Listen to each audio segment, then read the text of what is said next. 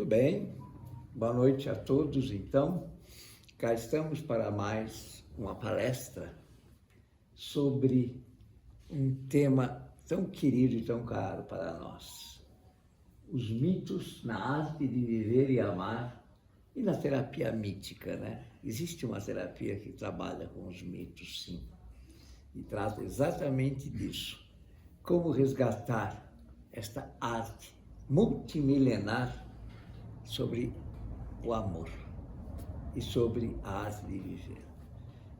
Bem, é evidente, né? É incrível que com toda a nossa tecnologia tão bem-vinda, com melhorias incríveis, como o avanço, não tem muito mais que um século ou um século e meio no máximo, a energia elétrica, a radiocomunicação, enfim, tantas coisas incríveis que apareceram, o automóvel e tantas melhorias que nós temos do ponto de vista material. Mas que coisa estranha, né? Continuamos carentes. Essa é a grande verdade.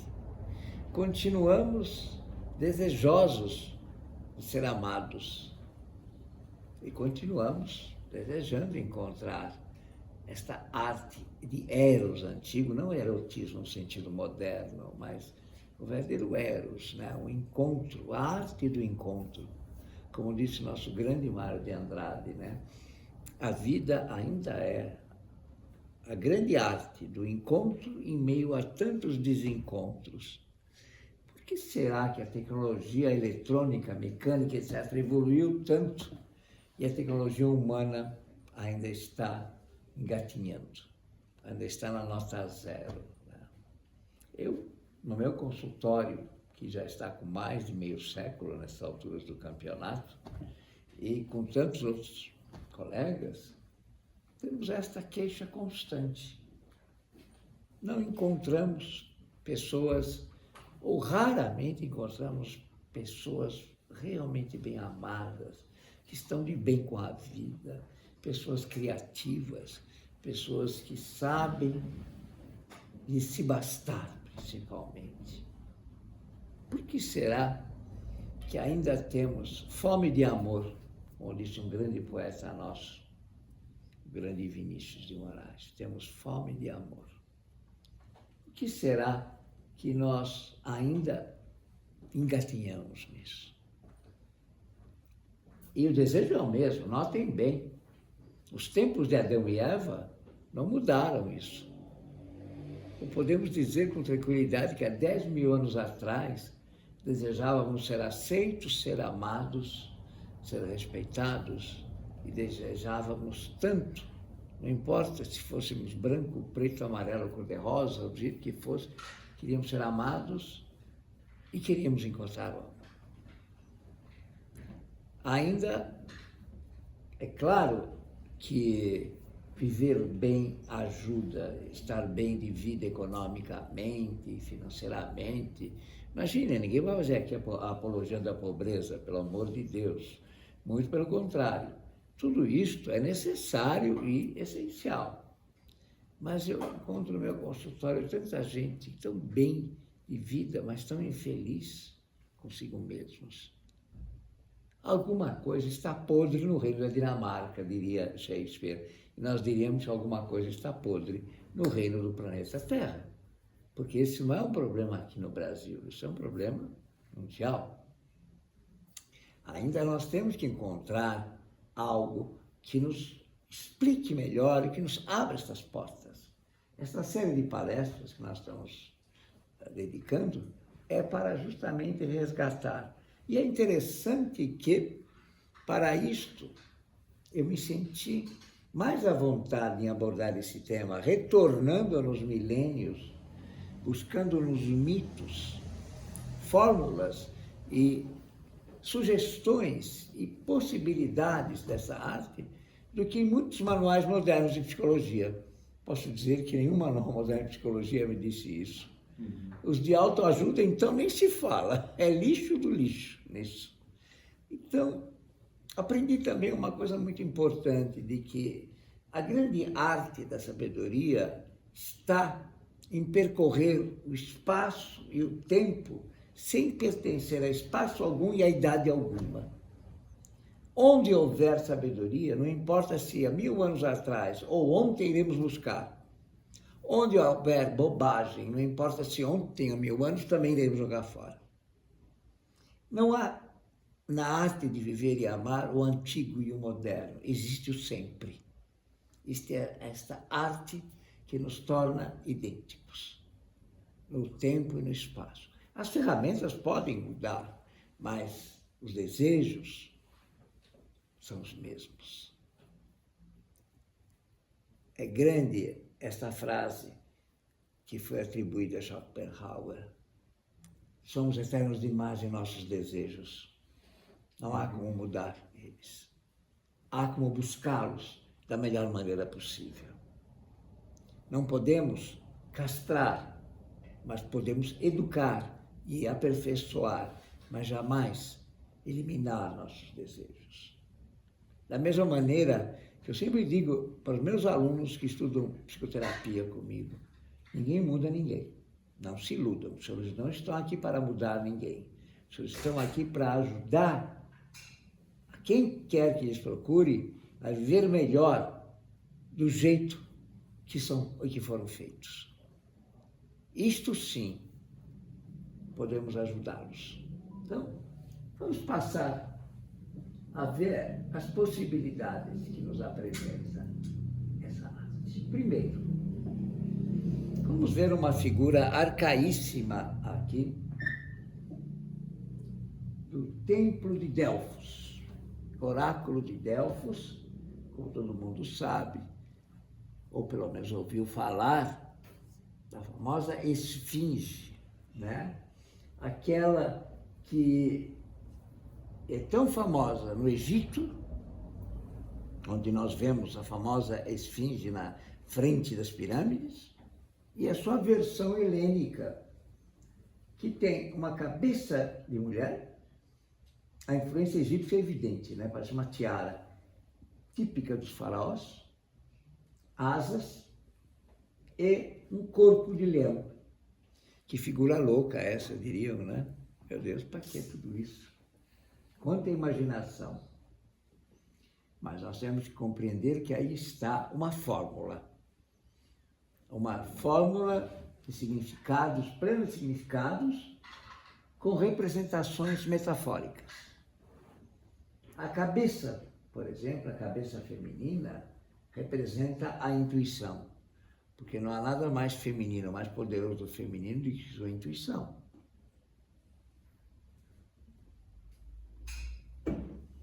A capacidade de captar, pegar no ar, como a gente fala, né? Sentir. Não que homens não tenham intuição, mas como dizia Jung, é um arquétipo feminino por excelência. Corpo de leão. Por que o corpo de leão? Porque o corpo de leão representa saúde, força e coragem. Finalmente, asas de águia para se elevar em direção aos deuses. Então aqui já temos uma fórmula para a arte de viver. Quem tiver sensibilidade vai captar na hora essa fórmula. Primeiro, desenvolva sua intuição. Eu digo aos meus alunos, onde eu dou aulas, é que não adianta ser doutor quando você sofre de burrice das coisas da vida. Para isso não tem doutorado na faculdade. Tem uma arte que não é lógica. Tem uma arte da sensibilidade e da intuição. Está cheio de doutores burros. Principalmente na área da saúde, que eu atuo, pelo amor de Deus. A área de medicina, eu digo para os alunos muito afoitos, eu acho que você estaria melhor abrindo um açougue e não como médico.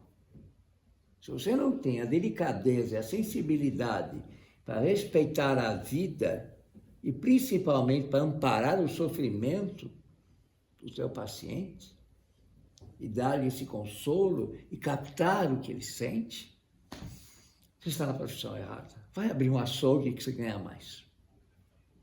Isso, na área da saúde, vai em todas as áreas. Porque o que mais precisamos é de intuição.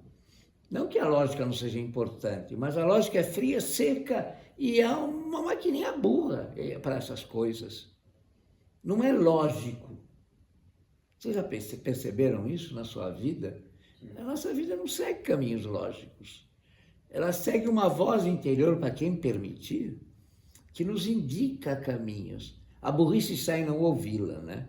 E o fazer só o que a minha cabeça dura manda, sabe como é? Que é o que é logicamente correto. Deus me livre, como se a lógica fosse sinônimo do correto ou do errado. Quanta gente não confunde lógico com verdadeiro, né? Fala, mas é lógico, como se fosse. A lógica não é sinônimo da verdade. É sinônimo apenas daquilo que ela é, de um caminho seguindo certas normas aritméticas, mais nada. A arte de viver não nos ensina isso. Pelo contrário. Então, está aqui o primeiro passo. Siga a intuição. Quantas e quantas vezes eu ouço de pacientes meus que tiveram que brigar com o mundo para seguir o seu chamado interior. E como acertaram. Quantas e quantas vezes não ouvi de outros pacientes dizer: eu deveria ter ouvido a mim mesmo. Eu nunca me ouvi. Nunca ouvi esta voz que me chamava. Que pena, doutor, me dizia. Um outro me disse ainda, só errei numa coisa, no fim da vida ele disse isso. Eu errei profundamente, eu não fui fiel a mim mesmo. Que lógica tem essa frase, gente? Que verdade mais profunda é essa, né? De dizer, seguir aquilo que ilumina o teu ser. Quantas e quantas pessoas vão abrir mão de si para agradar os outros, para agradar ao seu ideal maluco, ou a gente chama os ideais quiméricos, né? A quimera, aquele animal que se faz você conquistar tudo, mas à custa da tua vida. Você chega onde você quer, mas chega morto. Trocado em miúdos, quantos e quantos, né? Não alcançam. Agora, finalmente, que eu aposentei, agora eu vou poder descansar e curtir. E no ano seguinte, um infarto que acaba com ele, ou um câncer, então, nem se fala. Quantos e quantos eu escutei? Eu deveria ter aproveitado mais minha vida. Só trabalhei. Que burrice é essa, né? Quando há a opção do equilíbrio, como veremos aqui. Aqui já entramos na segunda questão que ela nos coloca. Vejam, esta imagem é do 6º para o 7º século antes de Cristo. Olha que sabedoria que nós encontramos já há 2.500 anos atrás. Para mais. Corpo de leão, saúde, força e coragem. É muito recente essa consciência que nós estamos tomando hoje, de que sem saúde a vida não vale nada. Até meu avô era muito sábio quando ele dizia: veja o que você vai fazer. Qualquer coisa que você vai buscar ou conquistar não pode custar a sua saúde. Isso é dinheiro maldito, meu filho, eu dizia. O dinheiro bendito é aquele que ajuda a viver, não aquele que atrapalha a tua vida, que tira a tua vida. Sempre pergunte quanto de vida vai te custar esse projeto. Pergunte sempre se isso não compromete a tua saúde e a tua integridade. De nada adianta bolso cheio e corpo fraco. Essa frase é dele, nunca me esqueci disso. Bolso cheio e corpo fraco, meu filho, não é nada. Então, há um equilíbrio nisso, necessário. E, finalmente, veja um terceiro aspecto, asas de águia, para se elevar em direção aos deuses. Isso é para se elevar à espiritualidade. Para eles eram os deuses, para nós, espiritualidade, o que vocês quiserem, escolha a religião que lhes convier, que lhes mais lhe agrade, mas tem que buscar o mais elevado. em mais elevado, não se encontra se trancando na igreja, não. Se encontra no dia a dia, na praxis do dia a dia daquilo que te eleva espiritualmente, que dá aquela satisfação a nós mesmos de nos sentirmos úteis para o cósmico. Nada mais belo e mais satisfatório do que sentir a espiritualidade em nossa alma. Em nome de qualquer religião. Não é a religião que importa. Importa, sim, a capacidade de estarmos além dos nossos simples elementos da vida comum, mas dar-lhe um sentido maior, dar-lhe uma delicadeza de alma. Vamos agora à etimologia da esfinge, para entender o que significa ela. A palavra egípcia. E aqui vocês veem sphinx, porque não há vogais nos hieróglifos. Como nas línguas arcaicas, os vogais são aspirados naturalmente pela pessoa. Só as consoantes que representam a leitura, né? Mas ela tem um significado muito importante, significa sufocar. Aliás, traduzido para o grego antigo e no moderno significou, sphinx significa apertar, estrangular. Então, olha que interessante, sphinx é aquela que sufoca, que estrangula aquele que não responder às suas perguntas. Vejam só. Isto é o caminho da espiritualidade, vem direto aqui, para se elevar em direção ao divino. É preciso compreender que o divino está dentro de nós, essa é a questão fundamental. Não precisa só ir à igreja, que se sente bem que vá, não é nada contra, mas não adianta você ir na igreja vazio, com a alma vazia. A espiritualidade está dentro de você. Significa responder essas perguntas. Vejam o caminho da espiritualidade. Quem sou eu que faço aqui? De onde eu vim, para onde eu vou? E, novamente, a psicoterapia nos ajuda tanto nisso. No meu consultório, quantas vezes eu escutei de pacientes, doutor, nem sei mais de quem eu sou. Nem sei mais o que eu estou fazendo aqui. Perdi o rumo da minha vida. Pessoas que entram em depressão mesmo. Um vazio existencial, para usar uma linguagem de Sartre, né, do existencialismo. Um vazio. E podemos dizer com tranquilidade que, infelizmente, a doença da moda é a depressão. Falta de sentido na vida. Com gente saudável, gente que tem muitos anos pela frente. Vocês querem ver outro que está na moda? Síndrome do pânico. O que significa isso, síndrome do pânico? Por que pânico? Que medo? Que medo é esse?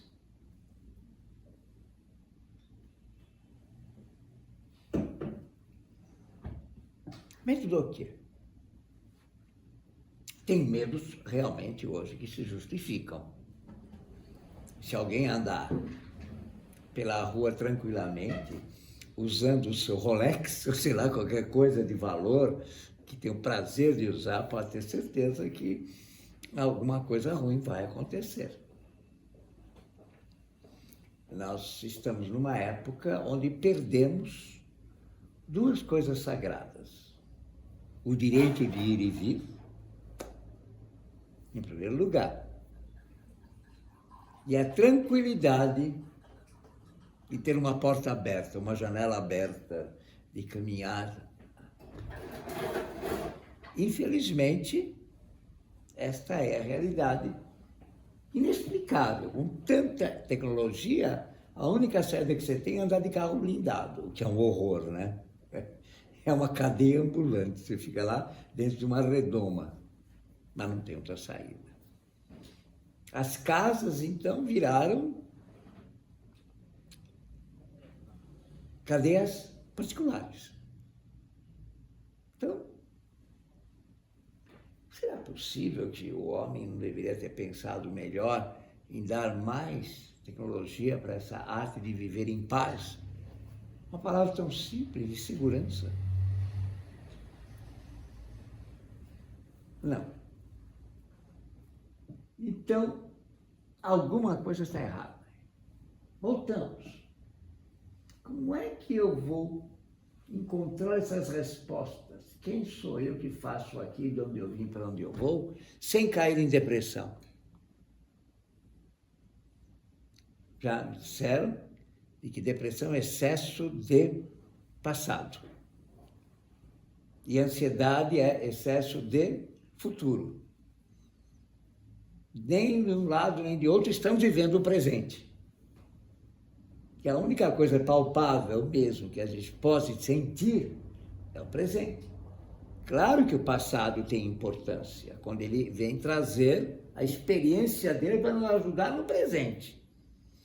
Claro que o futuro tem importância quando ele vem trazer para nós a palavra mágica que todos os bilionários, os mais pobres, têm por igual. Sabem qual é? Esperança. Igual para todos. Não há nada mais precioso do que você acordar com esperança. Projeto de vida. Algo que possa te abrir e te dar sentido na tua existência. Não viva sem projetos. Eu digo para os meus pacientes, o que é uma vida sem sonhos? Depressão é parar de sonhar. É parar de tomar toda essa experiência que você adquiriu ao longo do seu passado para alavancar o seu presente e futuro. É para isso que serve o passado. Quantas vezes eu não disse a paciente, porque no meu tempo, que seu tempo, rapaz, seu tempo é agora. O senhor está querendo o endereço da próxima funerária, por favor. Se o seu tempo acabou, o que você está fazendo aqui? E depressão quer dizer isso, meu tempo acabou. Não tem mais sentido a minha existência. Síndrome do pânico é a mesma coisa, é medo de morrer. É medo da vida. A própria palavra já disse, pânico. Quando é interessante, porque pânico vem do deus Pan, o filho de Hermes, que quer dizer o grande todo, pan-americano, vem de pânico, sabiam? Pangeia, é o grande todo. Quer dizer que você tem medo do grande todo? Pânico era isso. Mudamos o sentido, olha só. A palavra é grega, panikos, em grego, significa aquilo que pertence a Pan, que pertence ao grande todo. Como assim virou o grande medo? Porque Pan é um deus erótico, no melhor sentido da expressão. O divertimento dele é caçar ninfas na floresta. Ele é um caçador de amor. Ele ensina essa arte.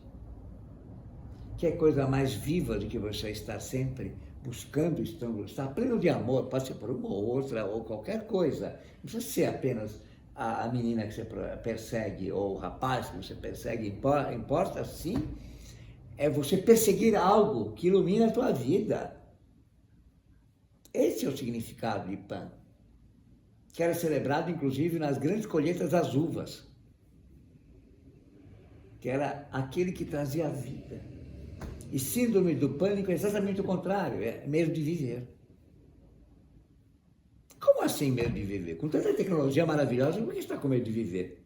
Porque ela não ajuda exatamente no mais importante de viver, espiritualizar-se.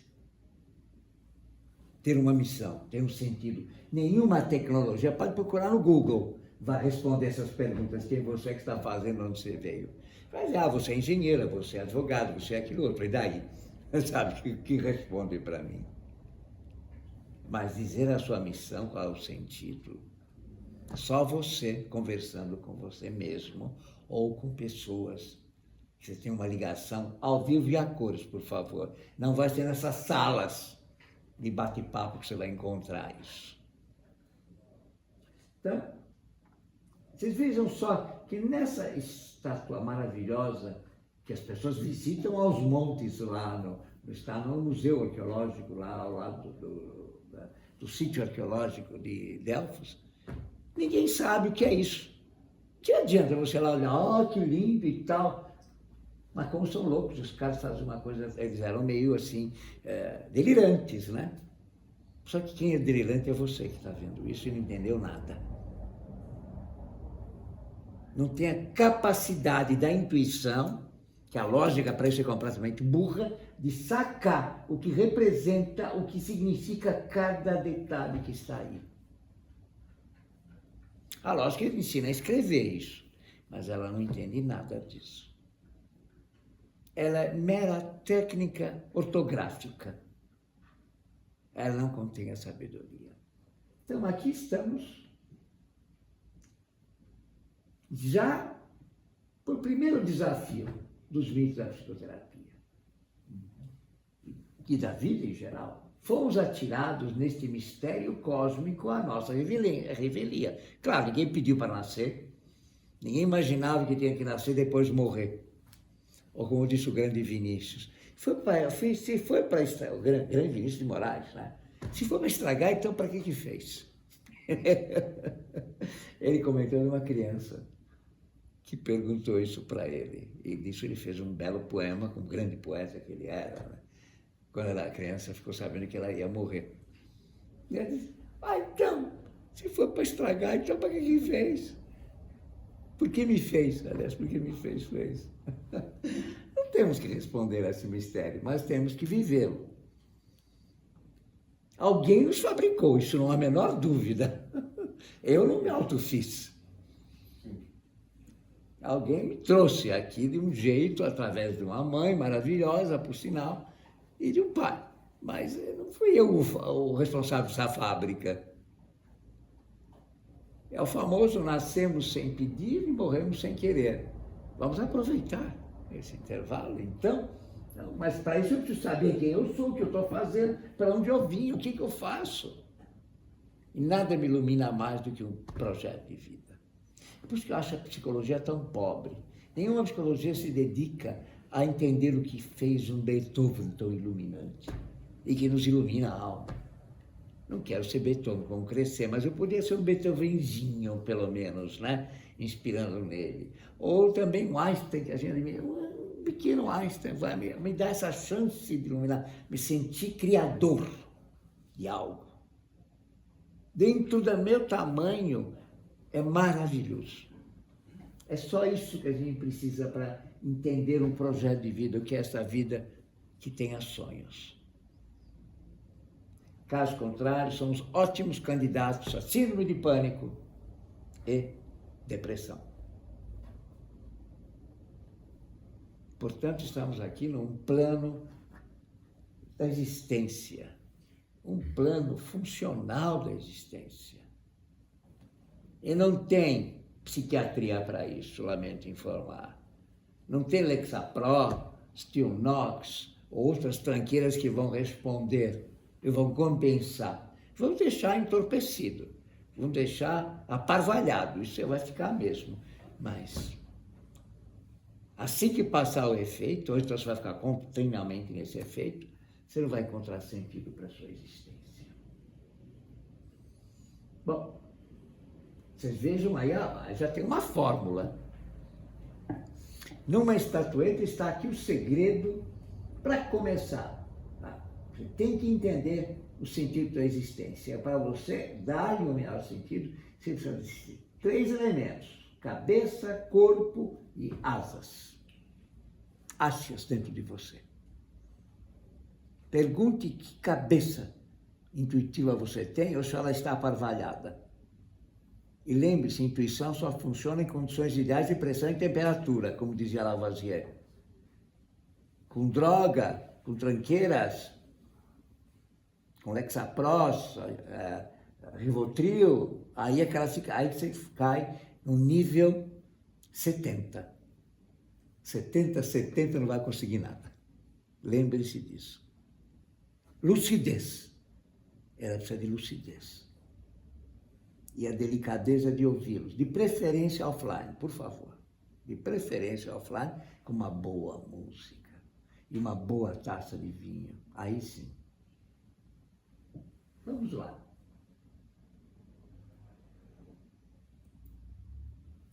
Ai, mesmo assim.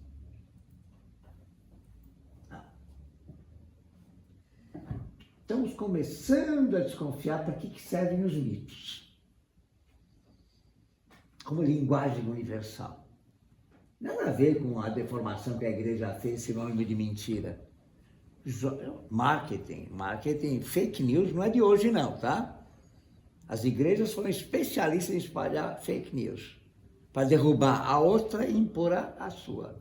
A sua religião não presta, é a minha que é boa agora. Agora está valendo a minha. Eu não sei porque eles brigam. A tradição judaica, cristã e islâmica, tudo faz no mesmo saco. Todos eles são especialistas em fake news. O primeiro fake news que tratavam de eliminar era essa linguagem mítica, porque essa linguagem procurava fazer com que o indivíduo encontrasse a igreja dentro dele mesmo. E igreja, quando tem gente com o espiritual dentro deles mesmos, não vai na igreja dar dízimo, não dava lucro. Essa gente não dá lucro para as igrejas. A gente, a Comunite colocou muito bem, essa gente faz parte daquela trupe muito restrita que odeia o Estado e a igreja, porque não permite o livre pensar e a livre espiritualidade. Daí a frase dele tão famosa: o Estado e a igreja odeiam e não suportam os homens que pensam e vivem por conta própria. Substituem o crio pelo credo. Nós queremos o credo, não queremos os criadores, queremos os credores. Porque só quem é credor se sente culpado e vem buscar, dando dízimo, ou cartão de crédito hoje, né? Para se livrar da culpa. Interessante, né? Mesmo também para assumir a responsabilidade, né? Que quem acredita em algo assume a responsabilidade de ter que tentar esse algo. Fazer Exatamente. Algo. Aí não, você se escamoteia da responsabilidade. São religiões da passividade. A conformidade exige essa passividade. Exatamente. O bom menino é aquele que não faz perguntas. Qualquer pessoa que abre uma pergunta do porquê é má, por definição. Obedeça e não pergunte. A lógica dos mitos é outra. Aí está a questão que coloca a lógica no lixo. Os mitos são e não são ao mesmo tempo, e revelam a nossa angústia em conhecer o nosso passado, enfrentar o passado e um futuro incerto. Mas eles querem que você enfrente isso. Eles querem que você encare esse futuro. Porque senão você não arregaça as mangas, como o Calil acabou de dizer, assuma a responsabilidade de tudo isso. Sim. É a única possibilidade que você tem. Vocês repararam como todo artista, todo grande artista vive essa angústia intensamente.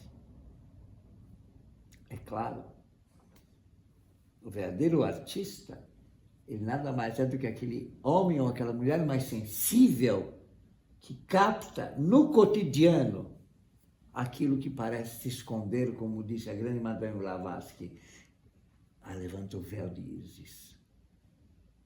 Consegue ver além do visível e se interroga e busca. E assim abrem-se grandes reflexões. Seja um poeta como Fernando Pessoa, um Camões, ou outros grandes artistas como nós temos, a famosa baianidade, né? Um Caetano Veloso, um Chico nos dando poemas maravilhosos sobre a arte de viver, interrogando sobre eles. Ou grandes músicos, ou grandes pensadores com grande literatura. É lá que está a grande reflexão sobre o futuro incerto, sobre o nosso passado, sobre o ser e não ser. Agora, por que os mitos são e não são? Eles são poéticos, né? Também. Revelam a ambiguidade do ser. Sim. Amar e odiar ao mesmo tempo. Ser jovem e velho ao mesmo tempo. Ter saúde e a doença. Ter essas ambiguidades da nossa existência. É isso que os mitos nos colocam.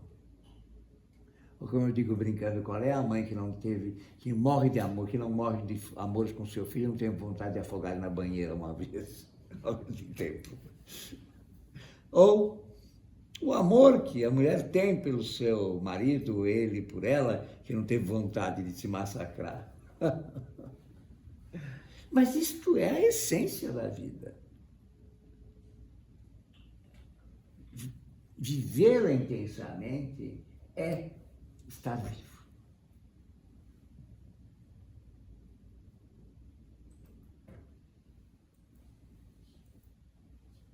Mesmo com as 3 parcas nos desafiando. Uma tece o fio da vida, outra enrola o fuso e a última corta. Passado, presente e futuro que nos cabe nessa existência. Mas este é o fio da vida que nós temos que aprender a tecer e amarrar. Não se perder em nenhum deles, porque a única chave que une tudo é o presente. Mas não me venham aqueles essencialistas falar, tudo na vida é presente, é o aqui, você lembra daquelas modas? É o aqui e agora que importa. Ô meu amigo, e a sua idade não quer dizer nada? Que é aqui e agora, rapaz, acorda.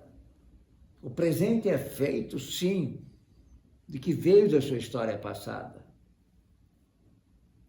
Você vai menosprezá-la? Diga isso para o juiz de direito que está lá, ou para o juiz que está te condenando, porque você cometeu um crime ou matou. Mas é aqui agora, sabe como é que é? Que piada de mau gosto, gente, pelo amor de Deus. O teu passado não pode nem te condenar e nada além do que refletir o seu longo aprendizado, com consequências no presente e para o futuro. E só ele permite alavancar o futuro. Mas nós não vivemos o aqui e agora, nós precisamos de projetos. Precisamos olhar em algo que nos dê vida. Abrir mão de um deles, aí sim é a loucura. Se prender ao passado é depressão.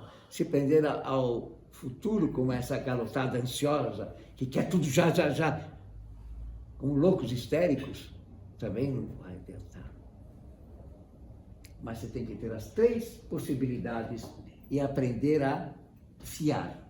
Somos fiandeiros.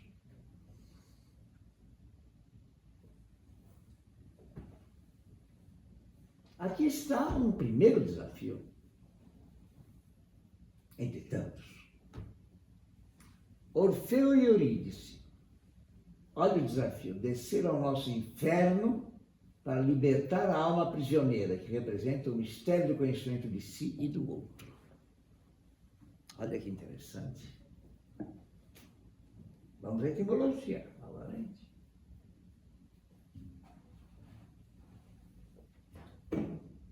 Orfeu pertence ao grego arcaico, ao Rofe, a cura pela luz. Está tudo explicado.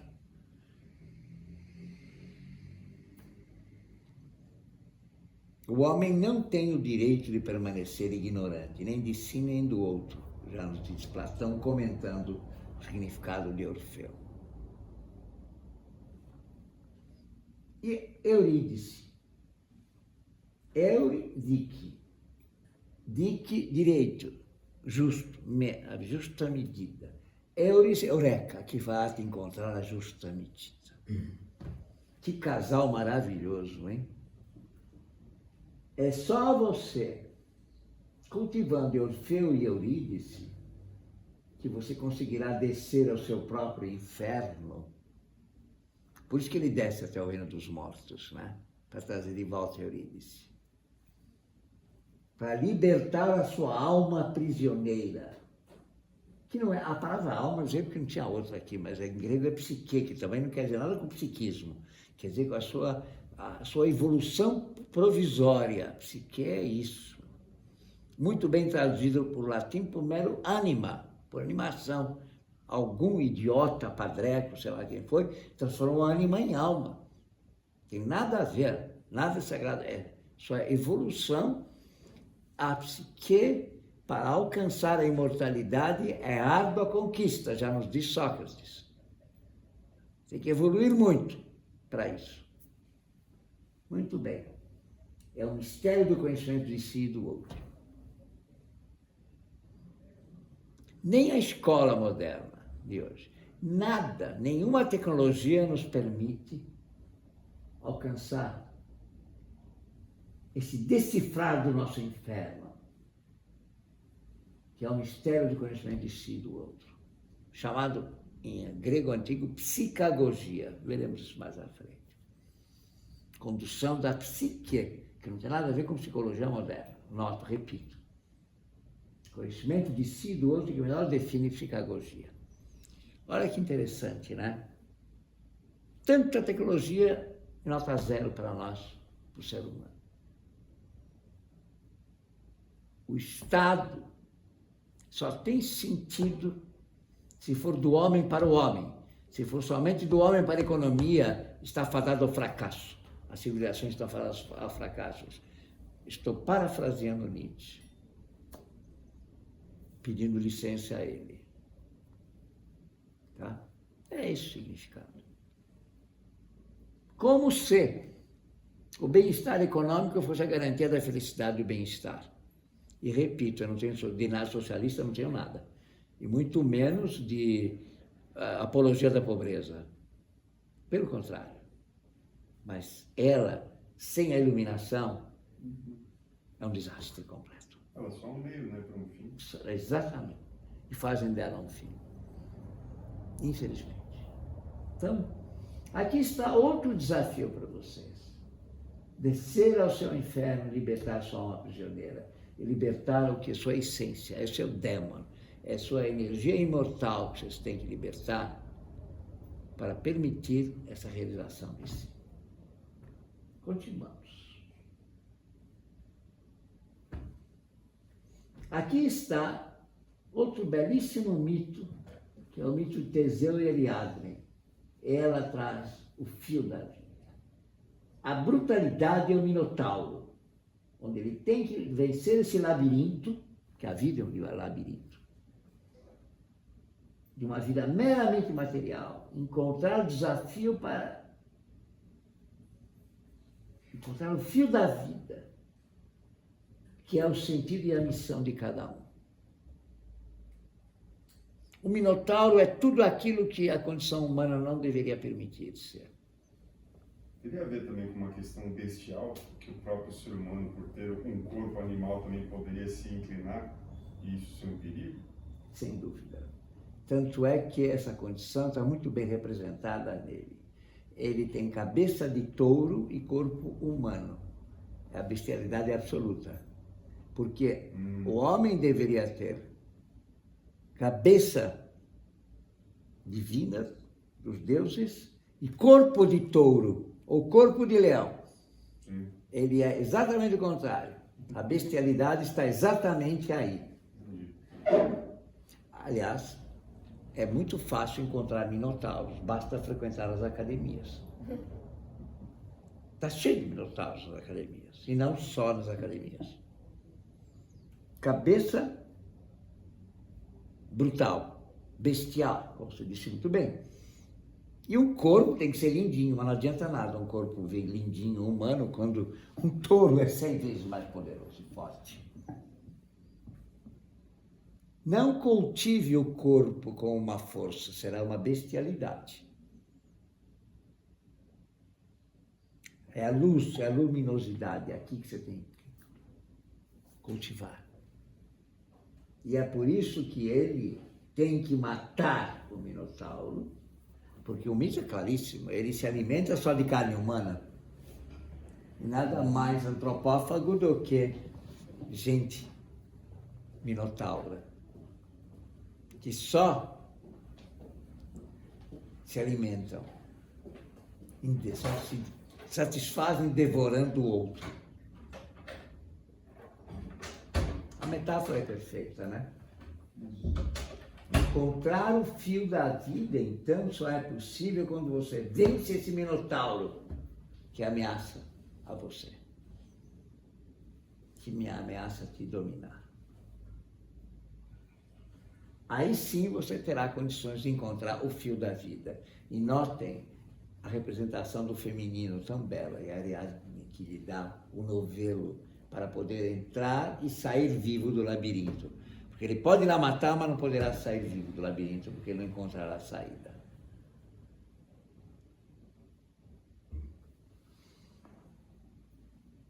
Continuemos.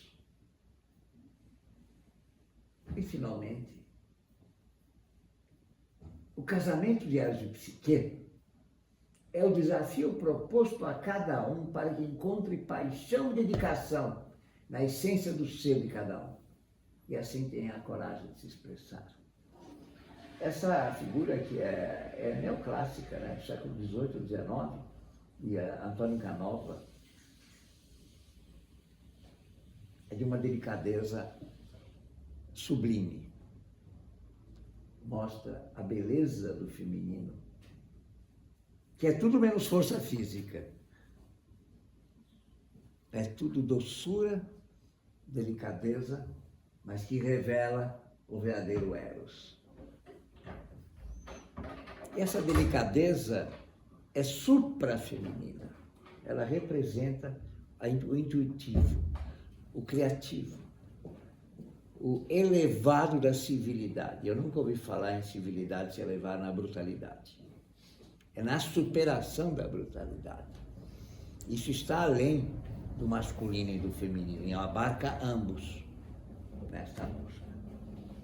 Então, diz bem claro, eu tenho um livro a respeito disso, onde se coloca que toda a psique, que somos nós, nossa parte evolutiva, tem que se unir a Eros para poder evoluir.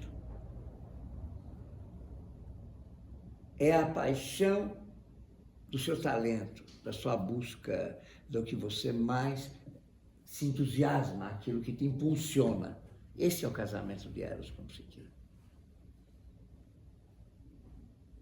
E não ir atrás só daquilo que dá dinheiro, ou ir atrás daquilo que é conveniente, e assim por diante.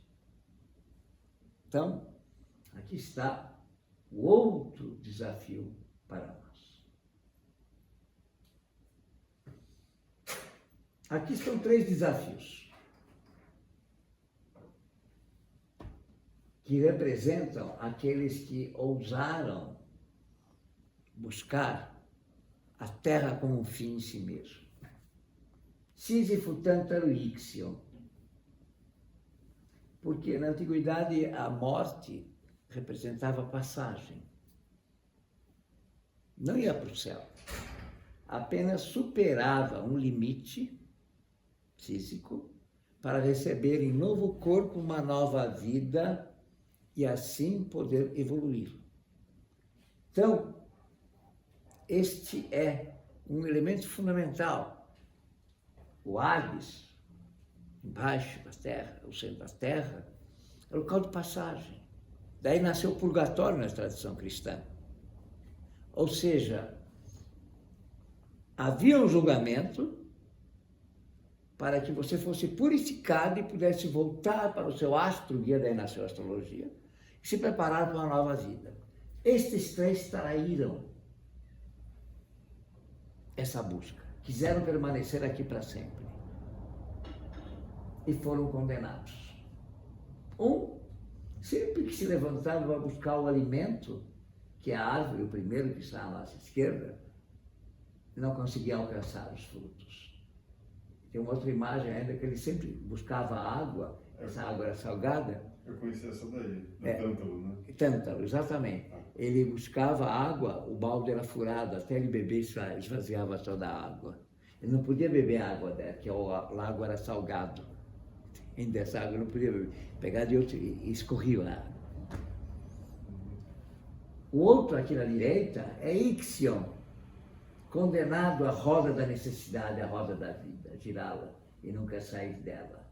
E no meio está Sísifo, a carregar uma pedra eternamente e levá-la ao topo da montanha. E quando ela quase conseguia, ela caía de novo. ele é o mito, eu criei o neologismo, da quasilidade. Ele sobe quase e desce, sobe quase e desce. Ele não tem destino a cumprir, ele tem um desatino a encontrar. A vida dele é um desatino. Porque ele quis viver para sempre enganando a morte. E Zeus o condenou a permanecer eternamente no Hades. Permanecer no Hades é castigo, porque os três perderam o direito de voltar a viver. Perderam o direito de voltar a evoluir. São as três formas onde eles traíram esse fluxo das parcas e do voltar a viver e evoluir. Muito bem. Vamos então agora dar início à segunda parte da nossa palestra sobre a arte de viver e amar. Aqui nós temos a imagem, só complementando, da primeira parte, de Sísifo, rolando a pedra para cima e que depois despencava. O símbolo é bem claro da inutilidade, né? Da falta de sentido, de que é o castigo que ele recebeu, porque ele tentou enganar a morte e queria viver para sempre. Ele é um homem muito rico, muito inteligente, a história é bem essa, né? E ele aprisionou a morte. Só que como o Hades é local de passagem, os mortos desapareceram. E o grande Zeus recebeu a queixa de seu irmão, que era o deus dos mortos, Hades, dizendo que o nosso trato foi que os mortos viriam e depois partiriam. O que está acontecendo?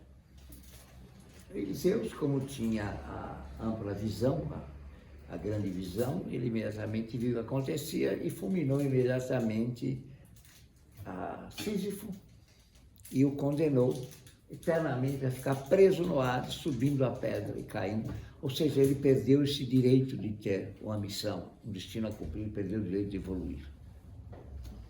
O lugar dele, ele perdeu o destino, que nada mais é do que evoluir cada vez mais a partir do que você tem de melhor.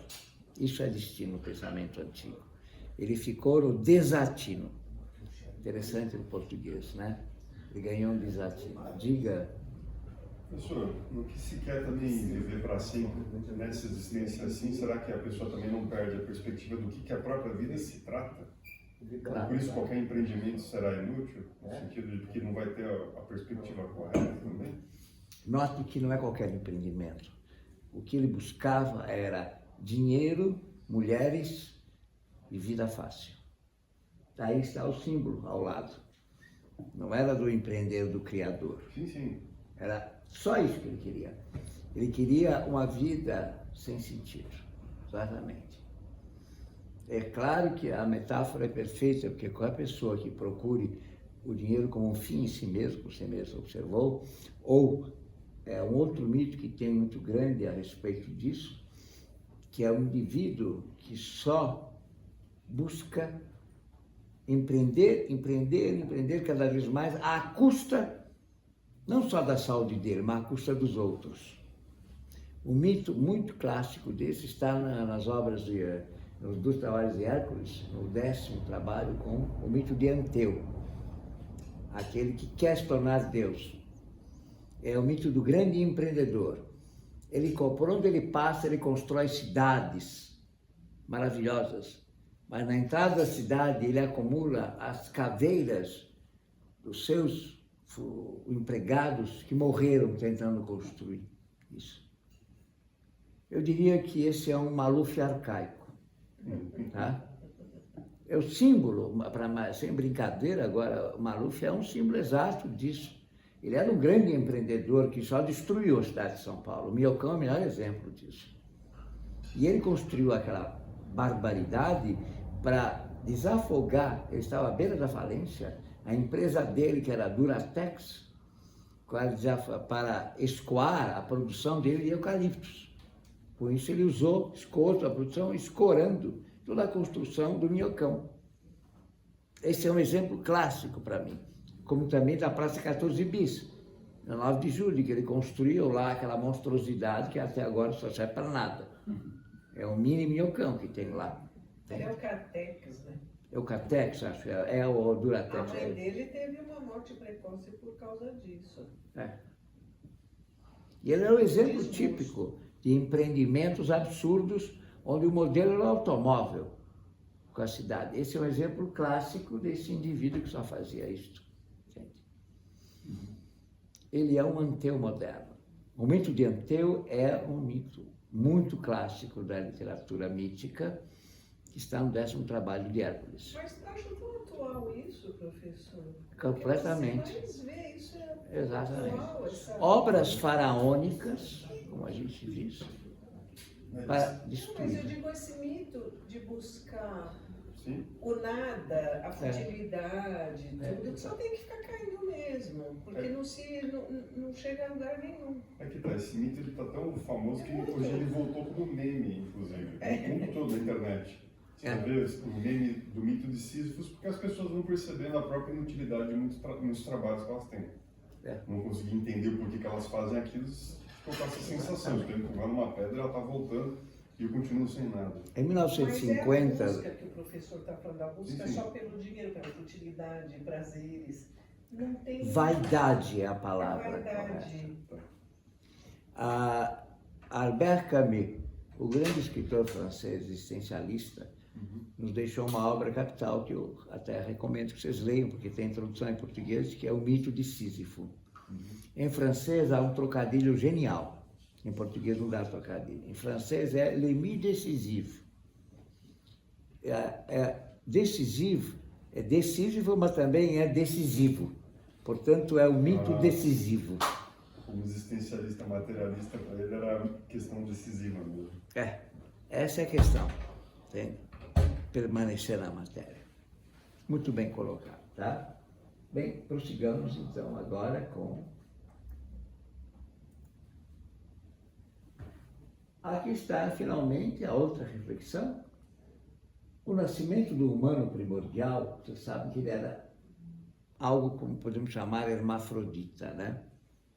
Ele não era nem masculino nem feminino, ele continha os dois elementos. E houve um momento que houve essa separação. Esse é o mito da criação, bem mais interessante do que tirar uma costela para fazer a mulher, né? Como disse muito bem Adão para Deus quando ele viu fazendo isso, ele disse: mas grande Deus, você vai fazer isso mesmo só com uma costela? Voa, Adão, será suficiente. Olha, vai ficar uma porcaria, hein? Piadinhas de salão, mau gosto, né? Pelo amor de Deus, né? A metáfora quer dizer que, na verdade, a verdadeira porcaria é fazer da mulher meramente um produto de uma costela. Isso é absurdo. E esses mitos mostram de que existe, isso vem da mitologia romana, né? De um lado masculino e do outro lado feminino, e romper-se aos dois, né? Quer dizer, e aqui está uma figura muito antiga mostrando, aliás, Prometeu, que é o pai dos homens, com Atena, Deus da sabedoria, moldando o humano primordial, que não é nem masculino nem feminino. A gente chama de hermafrodita por comodidade, mas ele é os dois. E depois será separado em duas metades e condenados um a procurar eternamente a parte perdida. Acho muito belo isso, muito interessante. Muito bem. Então, passemos agora à segunda parte da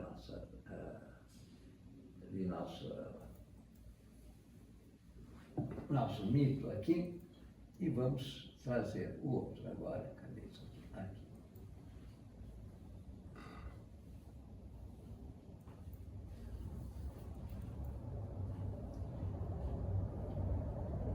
Vamos agora tentar entender o que é, para que serve a civilidade. O que é formar um homem, obra de arte, ético e criador. Vamos abrir aqui.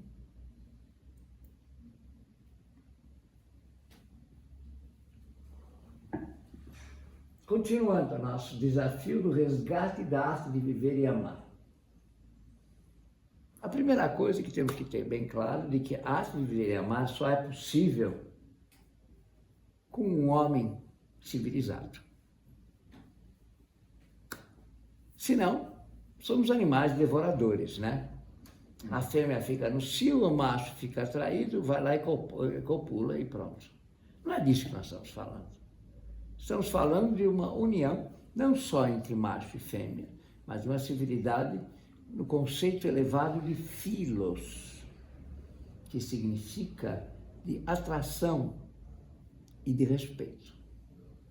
Não de devoramento e muito menos para a reprodução, mas para uma convivência em paz, com dignidade.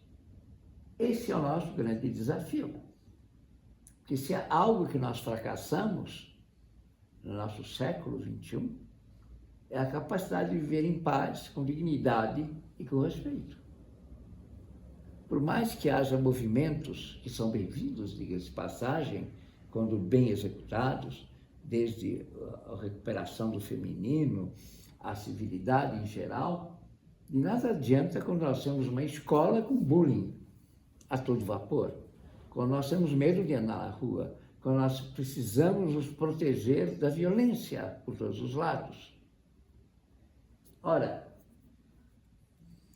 então, alguma coisa está errada, nós não conseguimos formar um homem obra de arte, ético e criador. Este seria o suprassumo da civilidade. Um homem ético, criador, que tem sentido na sua vida, e que respeite o outro na civilidade. O resgate da arte de viver e amar começa por aí.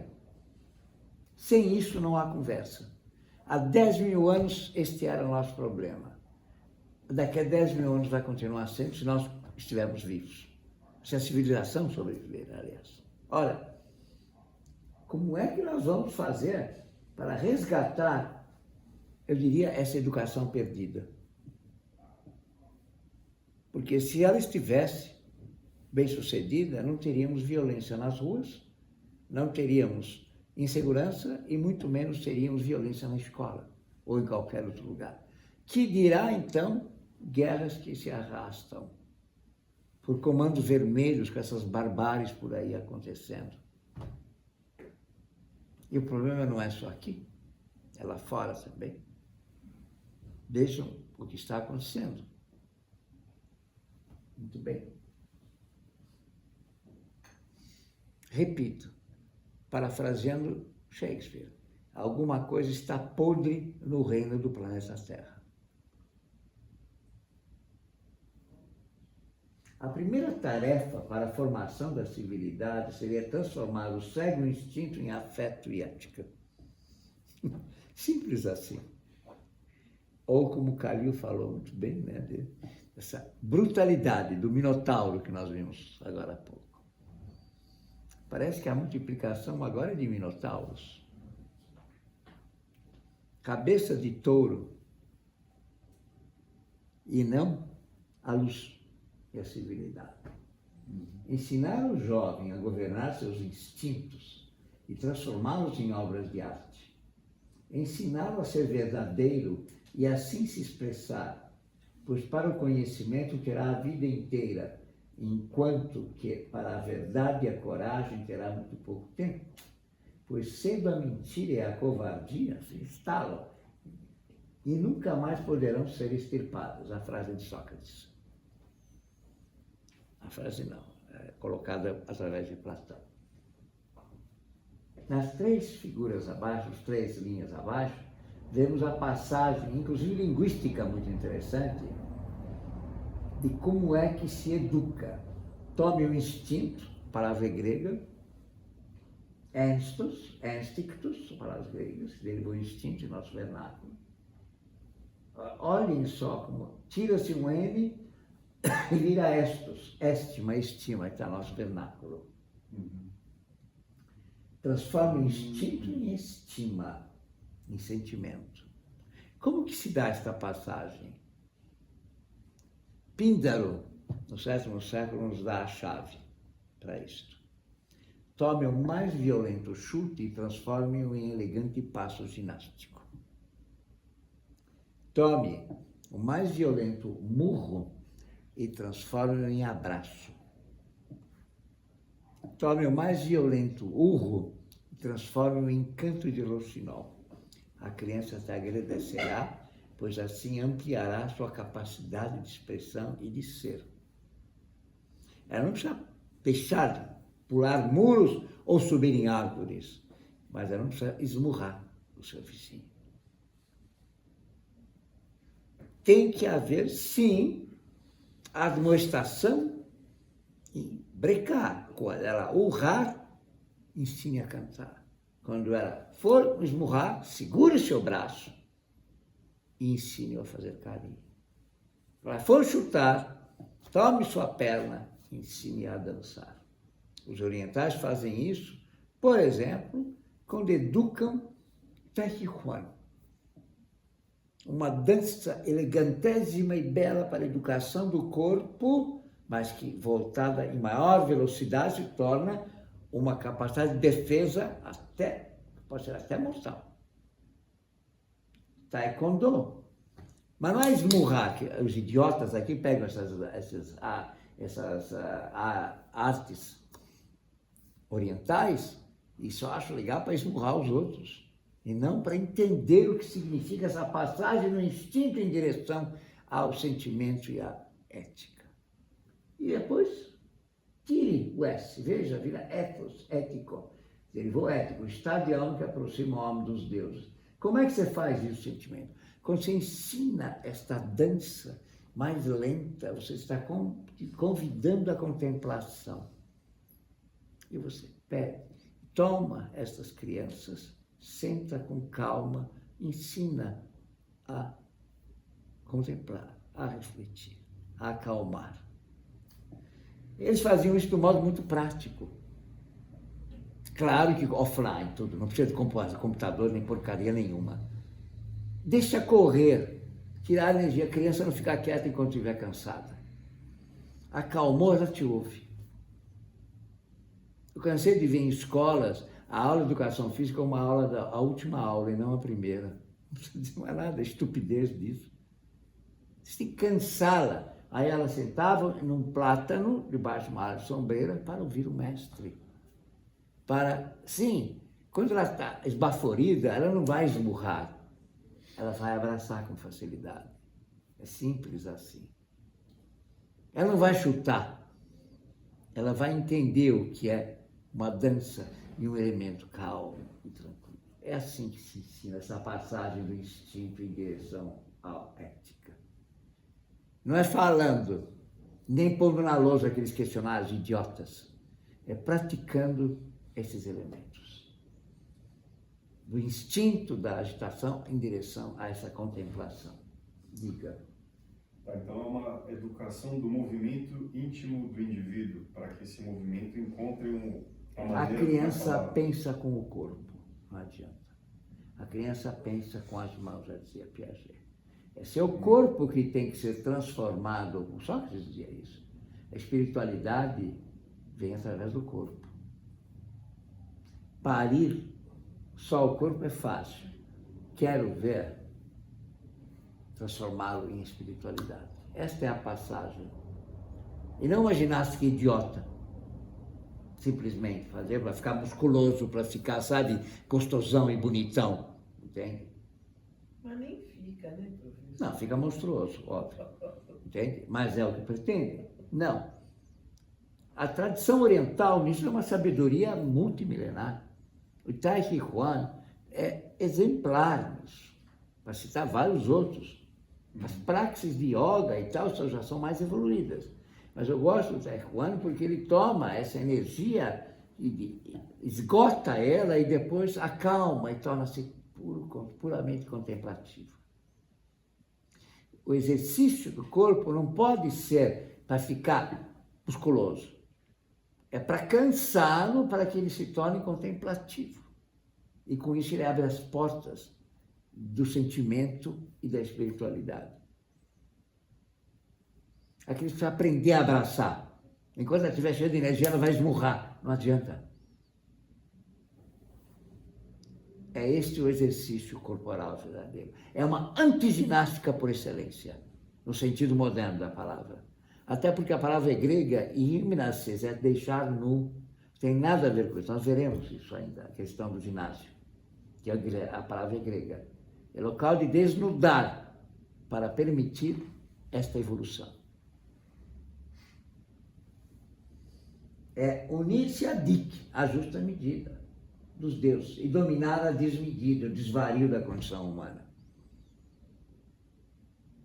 Aqui você vê as crianças largadas numa ansiedade alucinante. Como é que você extravasa isso? Como é que se acalma essa criança? Nós não estamos educando, estamos deseducando. Essa é a verdade.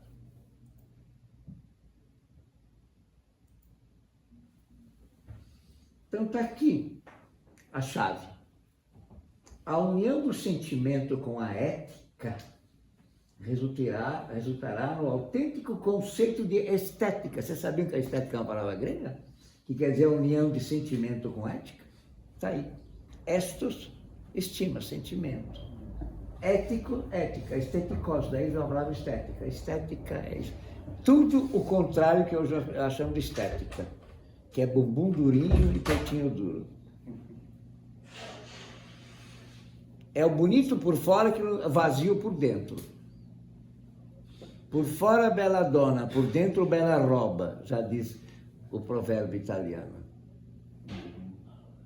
Está aí. Esta é a razão da busca da civilidade da paideia, como vemos abaixo. O que nós queremos é estética. Essa busca da nudez helênica não tem nada de erótico no sentido moderno. Queria dizer que o corpo está belo porque ele está refletindo o interior da psique. Isso é a verdadeira conceito de estética. O interior tem que coincidir com o exterior. E o exterior tem que refletir o interior. Aqui é o contrário, quanto mais bonito por fora, mais vazio por dentro. Lindo por fora e cabeça cocô de passarinho.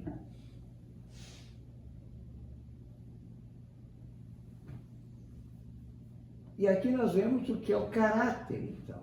A construção da paideia na busca, que busca enaltecer as tendências, dádivas e talentos do jovem, ensinar a governar os vícios. Esta é a construção da ética. Tome os talentos, a sensibilidade desse jovem e procure aperfeiçoá-los. Não é inato. Inato sim é o talento só. Mas você precisa construir. A palavra caráter vem daí, a palavra grega. Harax é retidão. É moldar em direção àquilo que a pessoa precisa ser. Daí que no pensamento arcaico o indivíduo tem ou não tem caráter. Não existe bom ou mau caráter. Ou tem retidão, ou então é um bárbaro. Ou é um... Como é que você falou mesmo, Calil? É um... Brutalidade, bestialidade. É um bestial. Ou como dizem em latim clássico, falando disso. Essa é uma expressão que eu adoro. Povera bestia. Pobre besta. Perfeita definição. Povera bestia, para mim, é excelente. É um dos principais objetivos da paideia, a construção do caráter. Verdade, no entanto, que algumas crianças faziam o caráter mais desenvolvido que outras. Depende do talento e sensibilidade de cada um. A esse respeito, Sócrates diferencia as psiques mais elaboradas, mais jovens, menos elaboradas, e as mais velhas. Então, aqui está o começo de uma fórmula para a arte de viver e amar. Vocês veem que não precisa nem de iPhone, nada para praticar isso aí. Estão todos convidados para esta construção. Vou só finalizar, mostrar para vocês os sinônimos e a similaridade da palavra caráter, como ela indica o que fazer. Etimologia e estrutura comportamental de caráter. Está em grego, harax, régua, retidão, ética. Olha a raiz, riso, alegria. Onde está a alegria? Quando você está em harmonia consigo. Plenitude da respiração, ou seja, plenitude da vida e alegria do viver. Hara. Tá? Eu pus o H que não é essa, a palavra ri em grego não tem a consoante em português, tá? Mas é chará como harakas, harax, é alegria, chará.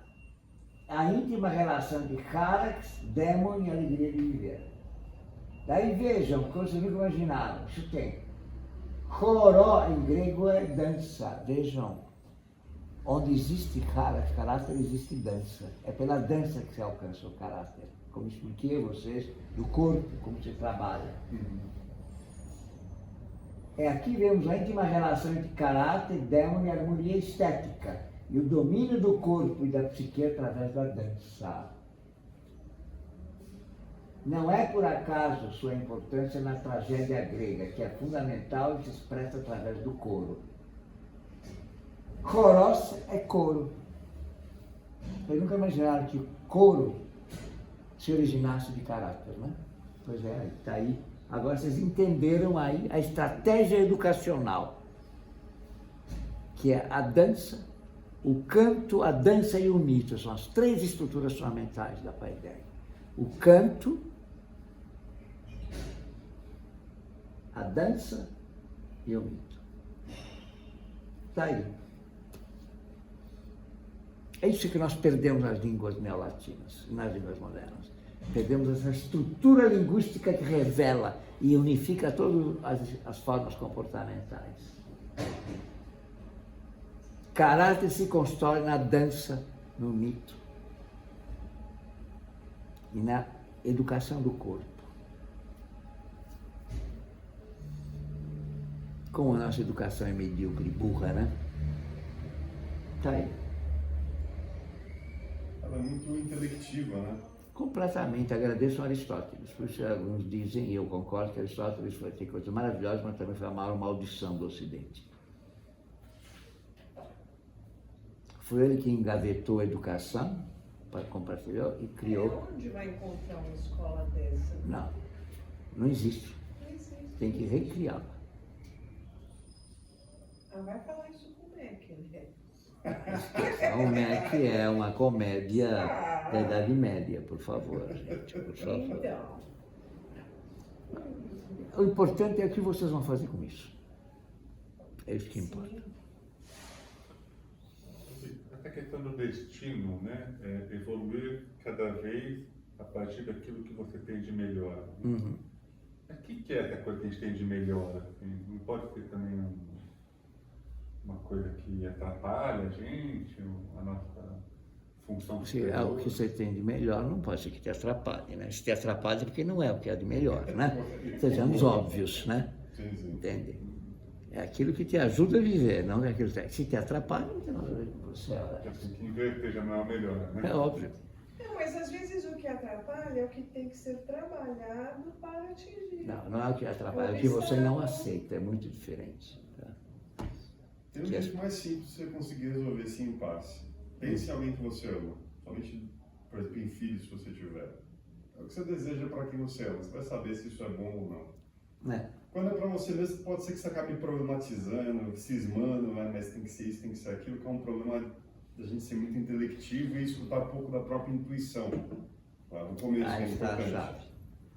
Então, quando você vai para um lugar de afeto mais simples e menos racionalizado, que nem, por exemplo, o que você deseja para aqueles que você ama, você vai descobrir facilmente o que é bom e o que não é. Há uma maneira, talvez. Sim, aprenda a falar com você. E pare de mentir para você.